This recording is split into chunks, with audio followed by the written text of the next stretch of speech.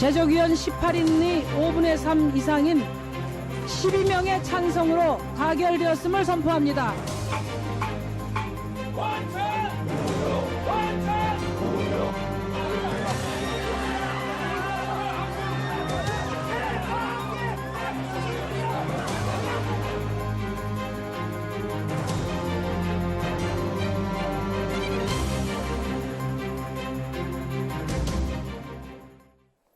네, 먼저 이상권 전 국회의원, 최태경 민주당 부대변인 두 분 모셨습니다. 반갑습니다. 반갑습니다.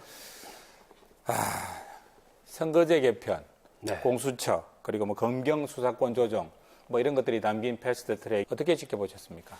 저는 한마디로 기형적인 국회의 모습을 보여줬다. 네. 아주 나쁜 선례를 남겼다고 생각을 합니다. 한 4가지 정도를 얘기를 할 수가 있는데 개별 법안이 아니고 국회 운영과 관련해서 첫 번째는 경기 룰을 다루는 선거법과 개별 네. 정책을 다루는 법안을 혼합해가지고 동시에 올린 게 첫 번째 문제입니다. 근데 두 번째 문제는 이때까지 7차례의 선거법 개정이 있었습니다만 네. 야당과의 협조 속에서 항상 이루어져 왔습니다. 이번에 처음으로 야당을 배제하고 난 선거법이 통과되었다는 의미에서 기형적이고, 세 번째로는 동시에 똑같은 법안을 네. 내용이 다른 동일한 법안을 동시에 올리는 경우는 없었습니다. 공수처법과 관련해서 네. 여야가 사당이 합의했던 법안이 있었는데 네. 권은희 법이 또 올라갔죠. 네, 두 개를 네. 동시에 올렸는 거예요. 네. 이 문제가 있고, 네 번째로는 그 과정에 바른미래당은 권은희 법안에 대한 당론 채택 과정도 없었습니다. 네. 그러니까 엄밀한 의미에서 사당의 합동 아니라고도 볼 수가 없는 거죠. 그런 의미에서 기형적인 국회의 모습을 보여줬다. 안타까운 모습이라고 생각을 합니다.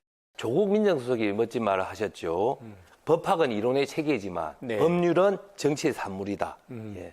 거기에 비추어 봤을 때 어느 정도 원안에서 후퇴한 것은 이해할 수 있는 측면이고요. 이번에 패스트트랙에 올라간 법안들 중에서 네. 가장 핵심은 공수처법, 네. 예, 그리고 연동형 비례대표제를 담고 있는 선거법입니다. 네. 예. 그런데 공수처법 경우에는 우리 국민들이 고위공직자 비리에 대한 부패에 대한 수사권을 강화하는 것을 염원한 지가 아마 수십 년은 된 것 같습니다. 네. 예, 오래전부터 논의됐던 거죠. 예, 수십 년 동안 국민들이 염원했던 법안입니다. 그리고 핵심 중에 하나의 연동형 비례대표제를 담은 선거법 같은 경우에는 네. 지금 현행법에서 국민 지지 10%를 받은 정당이 10%의 의석을 받는 것이 아니고 한 2% 정도밖에 받지 못하는 모순이 발생해 왔습니다. 네. 그래서 법을 만드는 국회의원을 선출하는 선거법 자체가 공정하지 못하다면 네. 그들이 만드는 법이 어떻게 공정할 수 있겠습니까? 그래서 이런 극단적인 모순을 해결하기 위해서 나온 법이 연동형 비례대표제고요. 또 혹자는 이런 이야기를 합니다. 대통령제와 연동형 비례대표제가 좀 조응하지 않는 것이 아닌가. 네. 이런 문제제기를 하는 분도 있지만 모든 학문과 이론은 그 나라의 구체적 현실과 조응하면서 발전해 나가는 것입니다. 그래서 이 부분은 한국형으로 필요한 선거법이 무엇인가를 찾는 것이 중요하지 대통령제와 맞다 안 맞다 이렇게 분리할 일은 아니라고 봅니다. 저는 내용에 대해서 두 가지에 대해서 토론을 하지는 않겠는데 네. 과정에 있어서 또 하나의 문제가 뭔가 하면 권은희 의원이 올린 공수처법은 네. 패스트트랙 기차를 만들기 위해서 사용된 땔감이라고 좀 생각을 합니다. 왜냐하면 기존에 여야 사당이 합의한 안이 있었지 네. 않습니까? 네. 근데 권은희 의원안은 아까도 제가 말씀드렸지만 바른미래당에서조차도 당론을 거치지 않은 네. 아닙니다. 김관영 의원이 그냥 만들어가지고 권은희 의원을 설득해서 올린 거예요. 네. 자, 그게 올라갔을 때 본회의 가는 과정에 여야 나머지 세 당이 네. 권은희 안을 겉들떠 보겠냐? 안 봅니다. 그냥 원래 여야 사당이 합의했던 그 안을 그냥 처리가는 거예요. 네. 결국은 패스트트랙을 올리기 위해서 권은희 의원 안을 그냥 뗄감으로 사용된 거죠. 그래서 내용은 토론할 필요가 없습니다. 앞으로 계속 할 건데 네. 그런 과정 자체가 국회의 기능을 마비시키는 바람직하지 못한 모습이라는 것은 적어도 짚고 넘어가야 됩니다. 그 과정에 대해서도 한마디만 하면요. 아까도 말씀드렸듯이 법률은 정치의 산물입니다. 네. 예. 그래서 공수처법이 동일한 지향성을 가졌지만 구체적 내용을 담고 있는 다른 두 개가 요번에 패스트트랙에 네. 같이 올라갔지만 그렇죠. 네. 이것이 지금 성안돼서 본회의에 올리는 것이 아닙니다. 이 두 가지를 놓고 같이 논의해보자는 겁니다. 그리고 우리 아까 이성건 의원님이 이런 사례가 없었다고 했는데 패스트트랙으로 법안을 올리는 횟수 자체가 몇 번 없었습니다. 거의 없었던 일이 시행된 지 거의 거의 없던 때문에. 일이 네. 지금 시행되는 거기 때문에 전례를 찾는 것은 그래서- 별로 의미 있는 건 아닌 것 그래서 같습니다. 저는 그런 게 정치라고 얘기한다면 야합의 하나의 모습일 수도 있고, 그리고 나쁜 선례를 만드는 겁니다. 그러니까 그런 선례가 없었다는 말도 맞는데 좋은 선례를 계속 만들어 가야 되는데 그런 방식으로 하면 패스트 트랙에 여야 간의 충돌이 있을 때마다 1안, 2안, 3안 똑같은 법안을 계속 올리는 거예요. 그 선례를 지금 만드는 거예요.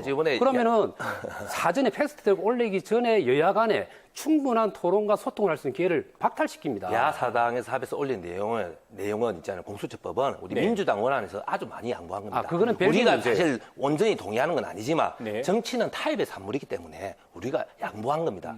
일부라도 전진하기 위해서. 그러니까 그런 타협의 과정을 안 거쳤다는 거예요. 그러니까 제대로. 이성근 조금 문제는 정리하자면 이성근 우리 의원께서는 패스트트랙에 올리기 전에 충분한 논의를 그렇죠. 거친 다음에 바른미래당 올려야 되는 국회의원이 올리는데 부분이라고 바른미래당 이야기하시는 안에서조차도 거고 논의를 지금 안 하는데. 최태경 대변인께서는 패스트트랙에 올린 다음에 논의해도 늦지 않다. 뭐 현실적이지 않은 네. 이야기가 네. 그 그런 바른미래당 뜻이시죠? 의원총회에서 12대 11로 패스트트랙 법이 올리는 거 가결됐어요.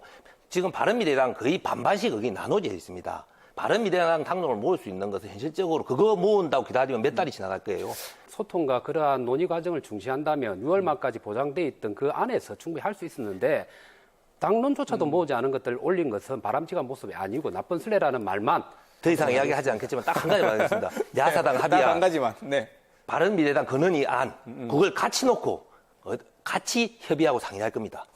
몸싸움 국회에 대해서 여론조사 내용이 나온 게 있는데 자유한국당의 물리력 행사가 잘못됐다가 43%, 더불어민주당의 무리한 추진이 33%. 정당 해산 청원 한번 볼까요? 네, 국민청원 민찬에 올라온 자유한국당 정당 해산 청원이 정말 짧은 기간 만에 100만을 훌쩍 넘겼습니다. 아마 이게 뭐 새로운 기록이 아닐까 싶고요. 더불어민주당을 또 해산시켜 주십시오라는 청원도 올라왔습니다. 참여 인원의 숫자 차이는 뭐 상당히 좀 큰 걸로 보입니다. 여야 서로 내탓하고 있는 분위기입니다. 어떻게 보셨습니까? 예. 막 국회 안에서 난장판 속에서 여야 의원들이 섞여 있기 때문에 네. 누가 폭력을 행사하고 있는지 제대로 구분하기 힘듭니다. 하지만 국민들은 그 화면 속에서 네. 그 복잡한 화면을 보면서도 자유한국당이 폭력을 유발시켰다는 것을 43%가 비판하고 있는 것이고요. 국회에서 합법적으로 자기들이 자신들이 동의하지 않더라도 국회가 네. 작동되는 것 자체를 폭력으로 막는 것은 헌정을 중단시키는 행위입니다. 알겠습니다. 예. 자, 저는 이 조사 결과에 대해서 모든 정당은 겸허해져야 된다고 좀 말씀을 드리고 싶습니다. 네. 특히 민주당이 저 결과를 보면서 자기 논에 물대기식의 해석을 해서는 안 된다.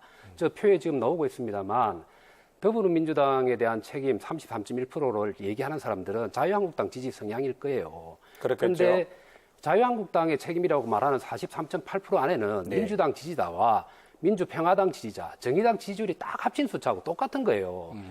결국 국민은 내용을 가지고 판단하는 게 아니고 양정당, 자유한국당과 민주당에 대해서 책임을 공히 묻고 있는 겁니다. 밑에 있는 여야 공동 책임이라는 16.5%까지 각각에다가 집어넣으면 민주당과 자유한국당에 대해서 50% 안팎의 책임을 묻고 있는 거예요. 그 결과에 겸손해져야지 상대 정당이 더 책임 있다 이렇게 말해서는 안 됩니다. 부끄러워해야 돼요. 참고로요. 그리고 아까 말한 그 자유한국당 이 결과가 어떻게 나타나는가 하면은 자유한국당 그 해산 청원 그리고 더불어민주당 해산 청원과 같은 잘못된 방향으로 갑니다. 국민들을 진영 대결에 정치권 정당이 동원하고 있는 거예요. 한번 생각해 보십시오. 이게 지금 논리적으로 말이 안 되는 청원 활동을 하고 있는 거예요. 숫자가 많느냐 적느냐 가지고 따지는 문제가 아닙니다. 과거에 해방 이후에 우리 한국 사회가 좌와 우의 극단적 대립구동 속에서 6.25 전쟁이라는 비극을 낳았습니다. 지금 보면 똑같이 좌우 혹은 보수와 진보가 진영 대결을 싸우고 있는데 정당이 결국 그런 국민들을 동원하고 있는 거예요. 겸손해져야 됩니다. 겸허해져야 됩니다. 예. 자, 정당 해산을 요구하는 청원이 이제 올라왔단 말이죠. 황교안 대표 때 과거에 선례가 있었습니다. 통진단 해산과 관련돼 있는 분이기도 하시죠. 여기서 황교안 대표의 과거 발언 그리고 또 현재 발언 한번 나누어 들어보겠습니다. 자유민주적 기본 질서를 위협하는 헌법의 적으로부터 우리 헌법을 보호하는 결단이었습니다. 하지만 우리는 이 정권의 어떠한 겁박과 위협에도 결코 한 걸음도 물러나지 않을 것입니다. 탄압이 심하면 저항이 강해질 것입니다. 화면상으로 봤을 때 황교안 대표 한 4년여 만에 예, 나이가 많이 드신 것으로 보입니다. 뭐 민주당 민병두 의원 같은 경우는 한국당이 금도를 넘어섰기 때문에 정당 해산 사유가 명확하다 뭐 이런 입장도 발표하긴 했습니다만 어떻게 보십니까? 저는 제로라고 봅니다. 왜 그런가 하면 법리적으로 봐야 돼요. 네. 정치적인 의미에서 공격을 하기 위해서 정당 해산 청구를 할 수도 있고 네. 거기에 정치권이 옹호하는 발언을 할 수 있습니다만 네. 법리적으로 봐야 되는데 헌법 8조 4항에 네. 그야말로 그 기본적인 자유민주적 그 헌법 질서를 네. 파괴했을 때 정당을 해산할 수 있는데 그 내용에는 국가의 네. 안이 안보와 관련돼 가지고 이적 행위를 했거나 네. 국가보안법을 위반했다든지 과거의 통진당 그렇죠. 사례하고는 큰 차이가 있다는 예, 말씀이시네요. 그렇죠. 그렇게 통진당처럼 이적 행위를 한 게 명확했을 경우에는 해산을 할 수가 있습니다. 그러나 이번의 자유한국당의 행위의 경우는 선거법이라든지 개별 법안에 대해서 여야 간의 이견을 가지고 국회 내에서 물리적 충돌을 했기 때문에 이걸 가지고 만일에 정당을 해산하게 된다면 과거에 모든 정당에 소급 적용을 시키면 다 해산 사유가 되어버리는 거죠. 될 수가 그래서 있다. 두 가지는 법리적으로는 전혀 맞지 않는 얘기라고 정치적 할수 행위다. 있습니다. 예, 그렇죠. 정당의 해산, 헌법에서 이야기하는 정당 해산 사유에는 이적 행위도 있지만 네. 자유민주적 기본 질서를 파괴했을 경우에 해산될 수 있다는 조항도 있습니다. 네. 내용을 보면. 네. 그런데 제가 보기에는 과거의 통진당, 가장 최근에 있던 통진당은 자신들끼리 모여서 자유민주주의를 파괴할 수 있는 내용을 자신들끼리 모여서 논의한 것입니다. 그 내용으로 가지고 정당 해산까지 이르렀어요. 구체적 실천 행위를 한 건 아닙니다. 하지만 문제는 이번에 자유한국당은 네. 국회에서 자유민주적인 헌법 질서를 스스로 파괴하는 실천을 한 거예요. 어떻게 보면 통진당보다 더 가하다고도 볼 수 있는 거예요. 바른미래당 갈등 뭐 이게 봉합이 되는 겁니까? 아니면 파열음이 더 커지는 겁니까? 아무래도 봉합은 불가능할 것 같고 네. 오히려 시점이 언제일지는 모르지만 종착 시기가 언제인지는 모르지만 분당행 열차가 가속화되고 네. 내부적인 전선이 좀 더 명확해지는 거 아닌가 그렇게 봅니다. 과거에 바른미래당이라는 게 국민의당과 그리고 또 바른정당이 통합한 네. 정당이기 때문에 정체성과 노선이 불분명하다 이런 내부적인 어려움과 외부의 평가들이 있었습니다. 네. 그런데 이번에 패스트 트랙에 올라온 법안을 놓고서 명확하게 전선이 갈려버렸어요. 결국은 분당행 패스트 트랙을 탔다. 뭐 그렇다고 이렇게 볼수 봐도 있습니다. 될 것 같네요. 조금 전에 이야기하셨습니다만은 결국 이제 고소고발전 본격화되고 있는 조짐입니다. 자, 민주당 이해찬 대표 정말 직접 나섰습니다. 나는 더 이상 정치 안 할 사람이다. 내 이름으로 고발 조치하겠다. 제가 정치를 이제 마무리할 사람입니다. 그러나 제가 마무리하면서 국회 실선은 바로 잡고 마무리를 하겠습니다. 자, 폭력이 입증되면 국회법에 의해서 선거권이 박탈될 수도 있는 아주 이건 뭐 중차대한 문제란 말입니다. 예, 이게 고소고발전 끝까지 갈 걸로 보십니까? 어떻게 보십니까? 이번 기회에 국회 폭력은 완전히 재발될 수 없도록 엄중한 법의 심판이 필요하다고 보고요. 반면 그러함에도 불구하고 국회에서 폭력을 행사한 그 수많은 자유한국당 국회의원들과 보좌관을 다 처벌할 수는 없다고 보고 네. 저는 개인적으로 가장 엄중한 분들, 엄중하게 위반을 했던 분들 몇 분은 우리 헌정질서를 바로 세우는 차원에서도 엄격한 처벌이 필요하다고 요건 제 개인적으로 그렇게 생각하고 있습니다. 당장 4월 국회에서 추경도 통과시켰어야 돼요. 네. 그것도 안 되죠. 그리고 또 민생 법안들이 많습니다. 네. 야당을 궁지러 몰아넣고 난 다음에 얻을 수 있는 게 과연 여당의 입장에서 뭐가 있을까. 그래서 아마 이걸 지렛대로 활용을 할 수는 있겠지만 네. 총선까지 끌고 가면 덕보다 실이 많지 않을까. 민주당에. 여당도 손해가 막심할 그렇죠. 것이다. 그래서 끝까지 가기는 좀 힘들지 않을까. 저는 네. 생각합니다. 이 대목에서 자 고소고발 명단에 이름 올린 우리 부산 경남 지역 국회의원들 이름도 한번 보겠습니다. 총 부산 경남 합해서 8명으로 제가 헤아려 보니까 뭐 앞으로 더 늘어날 수도 있겠습니다만 이거 지역 정치권에 대한 영향은 어떻게 보십니까? 예, 지역 정치인들 이름을 아니 저분들 없었으면 보니까 한국당 대부분 중진인데 네. 이 고소고발건에 대한 판정은 이제 법원에 맡기고 서로 다 좀 차분해졌으면 합니다. 하지만 중요한 것은 과거처럼 고소고발을 취하고 이런 일은 없을 거라는 것을 우리 이해찬 당대표와 네. 우리 원내대표께서 강하게 이야기를 했기 때문에 법원의 우리 판결을 기다릴 생각입니다. 민주당은. 아니 총 부산 경남 지역의 한국당 의원 24분 가운데 한 3분의 1 가량이 지금 이름을 올렸는데 뭐 네. 5선 국회의원부터 3선, 4선까지 지금 뭐 다선 의원들이 포진하고 있는데 한국당 판을 새로 짜야 되는 거 아닌가요? 그렇죠. 이제 그냥 법리적으로 보면 끝까지 간다 하면 그럴 수도 있겠는데 실제로 이루어질 수는 없는 일이고 지역 네. 정치권에 미칠 수 있는 파장은 그리 오래 가지 않을 거다. 그렇게 생각합니다. 뭐 일리도 있는 말씀인데 제의 경중이 있기 때문에 가장 심한 분 몇 분은 네. 이번 기회에 국회 폭력을 완전히 뿌리 뽑는 차원에서 처벌되게 하려고 하는 것이 우리 진심입니다. 이런 가운데 우리 조국 수석 또 페이스북에 글을 올려서 뭐라고 그래야 될까요? 또 다른 구설이 조금씩 오르고 있는 것 같습니다. 네. 첫 단추 깨고 첫 발걸음 내딛는 것이 의미 있다고 생각한다. 국정원법 개정안 뭐 이런 이야기도 하셨고요. 문재인 정부 끈질기게 추진할 것이다. 또 SNS에 이런 글도 올리셨고요. 이건 87년하고 또 최근에 또 자유한국당 상황을 비교를 해서 아마 민병두 의원 담벼락 그 사진을 본 것 같습니다. 아니 조국 수석이 이렇게 자꾸 SNS 활동한 것에 대해서 지금 야당에서는 곱지 않은 시선도 있는 것 같은데요. 이거 어떻게 보십니까?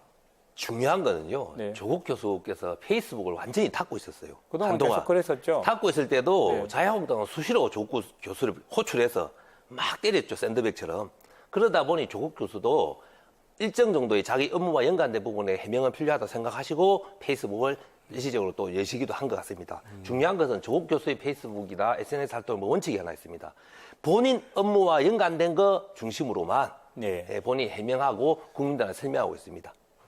저는 조국 교수가 상당히 오만하다고 좀 생각을 합니다. 왜냐하면 저도 청와대에서 비서관으로 근무한 적이 있습니다. 그렇죠. 근데 네. 청와대에 근무하다 보면은 청와대의 꽃은 어딘가 하면은 민정수석과 그리고 정무수석입니다. 네. 정무수석은 국회에 있는 야당을 대상으로 해서 소통하고 또 국정 협조를 구하기 위해서 노력하는 경우, 민정수석의 경우는 바깥으로 국민들의 민심을 살펴서 대통령에 전달하고 안으로는 바깥에 내세울 장차관이라든지 이러한 정부 인사에 대한 검증 과정을 거치는 게 민정수석이에요. 근데 한번 생각해 보세요. 이때까지 인사와 관련해서 얼마나 많은 논란이 있었습니까? 거기에 대한 명확한 자기 입장 표명도 없고 사과도 없고 국회에 나오는 자세도 없습니다.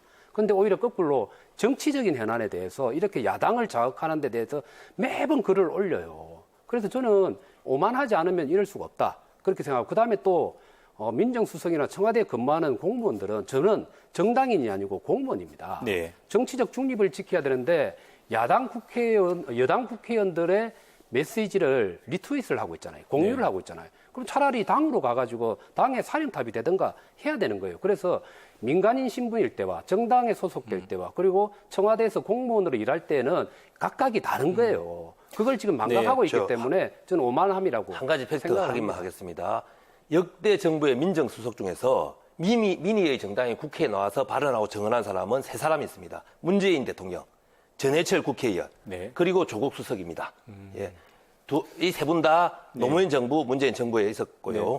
그래서 조국 수석이 지금 페이스북을 통해서 이야기하는 것은 철저하게 어떤 정당을 이렇게 하고 한다기보다는 네. 청와대에서 추진하는 정책과 법률 네. 거기에 대한 설명에 국한되어 있다는 거예요. 그 설명이 만약에 자유한국당 의원이 그 설명을 잘해주고 있다면 그 내용을 리트할 수도 있다는 거. 그거는 그걸 한 가지만 좀 말씀드립니다. 법적인 말씀을 좀 드리면 청와대의 참모들은 대통령의 보좌 기능에 불과합니다. 그런 네. 입장이 있다 하더라도 그 소관 부처인 법무부에서 해야 되는 일이에요. 네. 법무부는 그대로 방치하거나 쫄러놓고서 청와대의 정무수석이 직접 그렇게 행동하는 것은 우리나라 법리 체계에도 맞지도 않습니다. 바람직하지도 않다. 바람직하지 네. 않아요. 아니, 이 부분은 재밌는 명확하게 지점이 조국 생각하셔야 돼요. 수석은 보좌관에 불과하고 그렇게 자기의 행정적 업무를 할 일이 많은 사람을 자유한국당이라는 정당에서 수시로 정치인으로 만들어서 공격하고 아니요, 그거는 별개죠. 모함하고 호출시키고 있잖아요. 아니요, 그거는 이런 현실을 완전히 벗어날 수가 없는 겁니다. 제대로- 왜냐?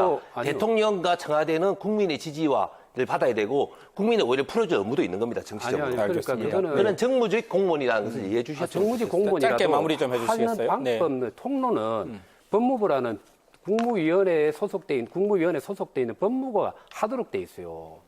그거는 명확하게 하셔야 돼요. 알겠습니다. 그 부분에 대한 그 야당의 비판은 그동안 계속 있어 왔고요. 자, 이거 저희들이 새로 마련한 코너인데, 저 두 분 갖고 계신 거, 준비하신 거 한번, 2주의 키워드를 하나 선택을 해달라고 부탁을 드렸었는데, 지금 종을 하나, 종을 갖다 놨는데 밑에 보이지만 종 쳤다. 그렇습니다.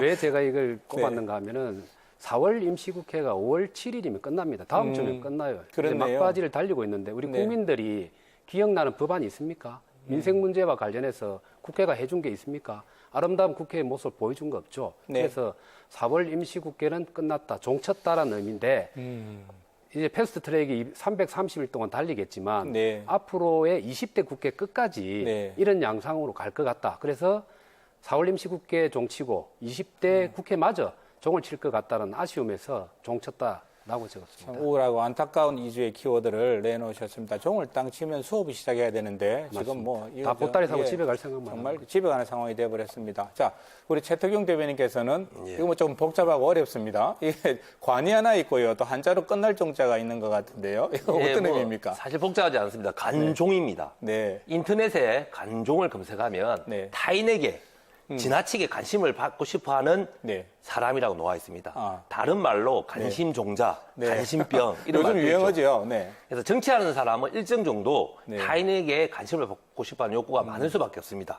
그것이 또 필요하기도 합니다. 정치는. 하지만 최소한 원내대표, 당대표 이상 되는 국가 지도자급 반열에 올라간 사람들은 간종에서 벗어나야 됩니다. 왜냐? 말 한마디만 해도 네. 신문에서 대문짝하게 실어줍니다. 그렇기 때문에 국민에게 관심받고 싶어하는 욕구가 지나쳐서 자기의 중심을 잃어버린 행위를 하면 네. 국민이 불행해집니다. 그래서 그런 행위를 하면 결국 정치가 간에 들어가고 아, 네. 정치가 끝나고. 아무것도 없어지는 것입니다. 네. 정치가 실종됩니다. 알겠습니다. 그래서 간종에서 벗어나길 바랍니다. 예. 사실은 뭐 두 분 다 저 부정적인 키워드를 내놓으셨지만 바람은 정치의 복원에 있지 않을까 싶습니다. 네. 맞습니다. 오늘 토론 임해주셔서 대단히 고맙습니다. 감사합니다. 감사합니다.